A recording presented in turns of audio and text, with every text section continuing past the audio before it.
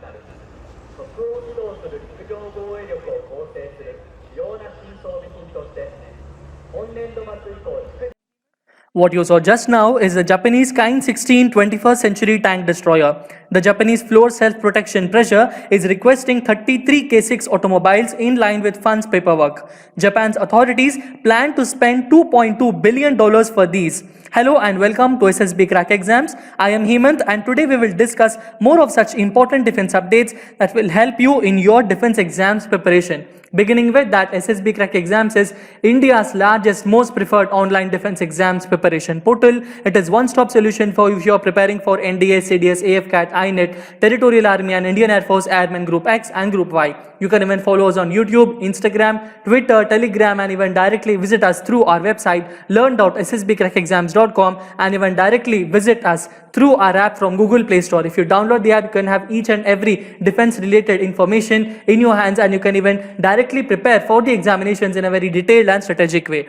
Beginning with the question of the day that I posted on 5th of May 2020, that is yesterday. The question was, with which base India became the fourth after the United States, Russia and Germany to have a military base in Central Asia? With which base India became the fourth country to have a military base outside our Indian territory in the Central Asia? The correct answer for this is the Farkhor Air Base, which is located in Tajikistan. We also have an Aini Air Base in Tajikistan where the Indian Air Force aircrafts are situated there, but Aini Air Force is not completely taken up by the Indian Air Force. But the Farkhor Air Base is that air base which is combinedly worked on with the Indian Air Forces and the Tajiki Air Forces.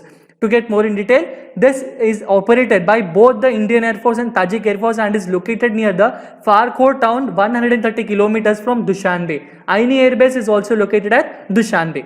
Okay, now we will begin with the first and most important introduction about the Operation Samudra Setu, which has been launched by the Indian Navy to bring the stranded citizens home from Maldives. Ships INS Jalashwa and INS Maggar are en route to Maldives to commence the phase 1 of the evacuation operations, which will begin from the 8th of May 2020. INS Jalashwa, which is the bigger ship, will reach Malé, which is in Maldives, the port of Malé, on May 8th, and INS Maggar will reach on May 10th. Evacuated personnel will be disembarked at Kochi in Kerala and are entrusted to the care of state authorities. To have a more detailed information about Operation Samudra Setu and what all things are going on here, I would like to tell you that the link about the detailed analysis of what all things are happening, how many ships are going there and what all are the plans of the Indian Navy under this particular Operation Samudra Setu, it has been explained in detail by our own SSB Crack Exams channel. The link is provided in the description below. You can even follow us that particular description, go and have a detailed explanation about that. Next important update is that General Naravane visits the Eastern Command's military stations. He visited the Binnaguri, Sukna and Panagar military stations on 4th and 5th of May 2020. He reviewed the operational readiness and visited the COVID-19 facilities set up by the Indian Army. Next important update is that the Boeing unveils the first artificial intelligence equipped drone named as Loyal Wingman, designed for the Royal Australian Air Force. This is a very important update because this drone is highly equipped and as of now currently world's most sophisticated AI based drone. There are around more than this drone can have a fighter like performance with a capability to fly around 2000 nautical miles, and the prototype is unveiled today, which will now begin the ground testing and with taxi tests and flight tests due later in this particular year. Aircraft serves the foundation for the Boeing Air Power Teaming Systems or ATS, which is being developed for the global defense market. Please have a look about how the Boeing is discussing this particular information with us. Assets. It's not only autonomous in its capability, it has a very flexible mission payload and set of sensors, so you can snap on and snap off different sensors and capabilities to perform different missions at a fraction of the cost. It's about giving us the capability edge into the future. The next important update is about the Japanese military buys additional 21st century tank destroyers. This is the video that I have discussed in the beginning. What are these? These are the Type 16 mobile combat systems and they are also known as the Japanese 21st century tank destroyers, designed for the light to medium territorial defense and tactical reconnaissance. The main role of this vehicle is to provide direct fire support for infantry units. Japanese are spending around $2.2 billion. In their currency, you can call it as 23.7 billion yen for all of these particular military tankers.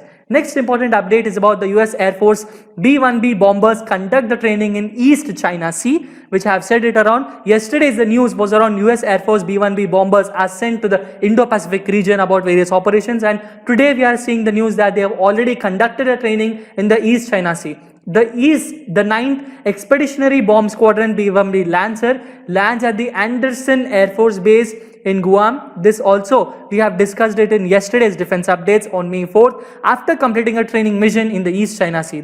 The squadron is deployed to Guam for a Bomber Task Force deployment. The BTFs support the National Defense Strategy objective of being strategically predictable and operationally unpredictable. They are strategically predictable and are operationally unpredictable. Next important update is that the German army are going to receive new ground robots for explosive landmines detection, and they are named as the Route Clearance System, or RCSys for short. It is a state-of-the-art system for detecting mines and improvised explosive devices wherever the military tankers and the military equipments of the German army moves. In all of those regular areas, this will be sent in the beginning, so that each and every ground robot of these will detect about any different kinds of landmines and will inform the German army and infantry troops and whatever troops are going out there. This is under contract with the Rheinmetall with convert 5 Foods Fox 1A8 wheeled armored transport vehicles into operator team vehicles, and they convert even 4 Weasel 1 aircraft carriers into tracked detection platforms. Next important update is that the US Army are about to integrate the power cables into a tactical vest. US Army is constantly driving and creating more number of products. If you are continuously watching the defense updates that I am providing it here, you will be also knowing about the new different kinds of variety of boots and different suits that are being made for the US Army if in any case any war erupts in any particular area, especially in the case of the South China Sea. The Combat Capabilities Development Command, known as the CCDC's C51 ISR Center. C5 ISR can be full formed as the Command, Control, Communications, Computers, Cyber, Intelligence, Surveillance and Reconnaissance. I repeat it, C5 include 5 C's, and I, S and R. C5 which include Command, Control, Communications, Computers, Cyber, Intelligence, Surveillance and Reconnaissance. This particular center of the CCDC has partnered with the Soldier Center of CCDC. Both have investigated on integrated power solutions in support of programs across the army, which include the Net Warrior, Next Generation Squad Weapons, NGSWs, and Integrated Visual Augmentation Systems, IVASs. This new flexible cables that are being introduced in their new suits can be around 50% lighter than the original legacy versions.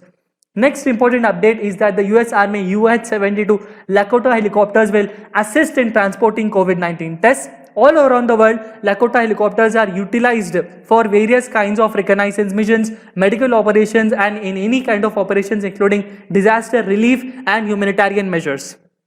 The 135th Mobile Public Affairs Detachment has said that 2 UH-72 Lakota helicopters have landed at Iowa National Guard Readiness Center in Iowa City to train soldiers to support the 209th Medical Company in transporting COVID-19 tests to State Hygiene Laboratory in Coralville. If you see most of the defense updates, most of them, the most upgrades of the military equipments and all are being done by the US Army, US Air Force and the US Navy. Even US Marines are putting a lot of things. The United States is that country which spends a lot of amount in the defense procurement deals.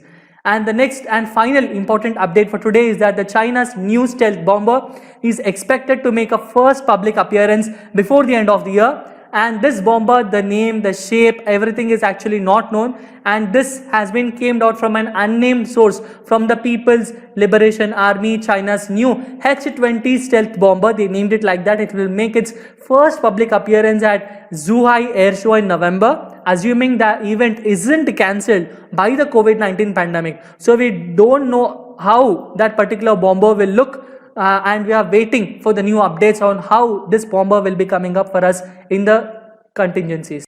Now we will have a very quick review on the topics that we have discussed, and this is very important for us. The first and foremost important question is, which helicopters of US Army will assist in transporting the COVID-19 tests? The correct answer for this is Lakota UH-72 helicopters. Next question is, which army will receive new ground robots for explosive landmines detection? The correct answer is German robots. Next important question is the name of the drone designed by Boeing for Royal Australian Air Force. The answer is Loyal Wingman. Next question is, what operation is launched to bring stranded Indian citizens home from Maldives? The correct answer is Operation Samudra Setu. Now we will have the question of the day, and the question of the day is, who took charge of sea security of Mozambique when World Economic Forum Summit 2019 was live in that country? The World Economic Forum Summit 2019 was conducted at Mozambique. While that has been conducted, in that point of time, the sea security of Mozambique was taken up by whom? The answer for this I will be discussing with you in the next session, and why was that particular summit very important, and who has taken the charge of that particular summit, and all will be discussed. Until then, stay tuned to SSB Crack Exams, subscribe to our channel, download our app from Google Play Store and have each and every defense exam related information and all kinds of study material in your hand. I wish you good luck. Please stay home, stay safe, and Jai Hind.